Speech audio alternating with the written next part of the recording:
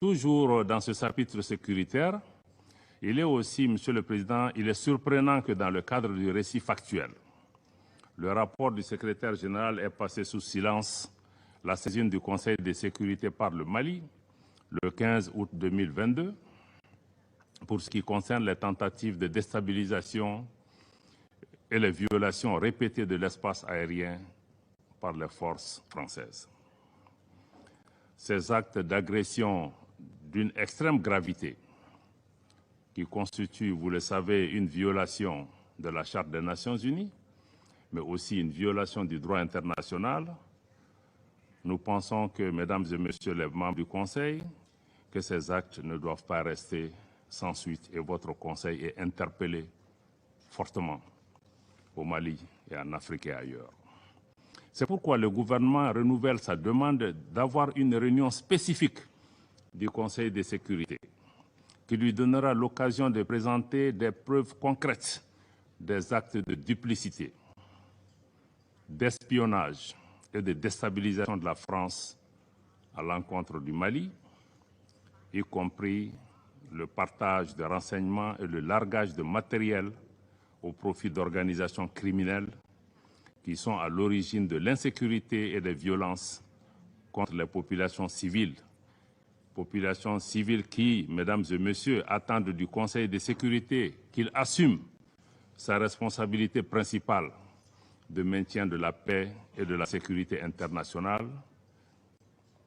Nous avons également pris à témoin, à travers cet exercice, l'opinion publique nationale et internationale qui doit être édifiée, pour une fois, sur les causes profondes, les facteurs qui créent l'insécurité,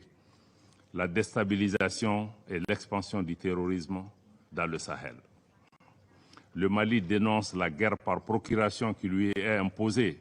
tout comme les manœuvres et les entraves à la tenue de cette réunion spécifique pour la manifestation de la vérité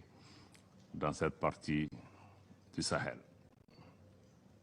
En tout état de cause, le gouvernement du Mali se réserve le droit de recourir à la légitime défense, conformément à l'article 51 de la Charte des Nations Unies,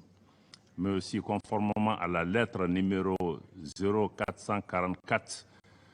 MCI en date du 15 août que le gouvernement du Mali a adressé au Conseil de sécurité. Donc le Mali se réserve le droit de recourir à la légitime défense si la France continue à porter atteinte à la souveraineté de notre pays, à son intégrité territoriale et à la sécurité nationale. Sur la question des droits de l'homme, je me réjouis de la baisse constatée des cas d'atteinte aux droits humains sur la période couverte par le rapport. Cependant, contrairement à des allégations sans fondement et entretenues à dessein, les opérations militaires des forces de défense et de sécurité du Mali sont conduites dans le strict respect des droits de l'homme et du droit international humanitaire. Conformément à sa politique de tolérance zéro, le gouvernement du Mali, à travers la justice militaire, a jugé plusieurs cas d'infraction relevant de la compétence des tribunaux militaires et de nombreuses procédures ont été ouvertes dans ce sens, dont certaines sont en cours d'instruction préparatoire au niveau du tribunal militaire.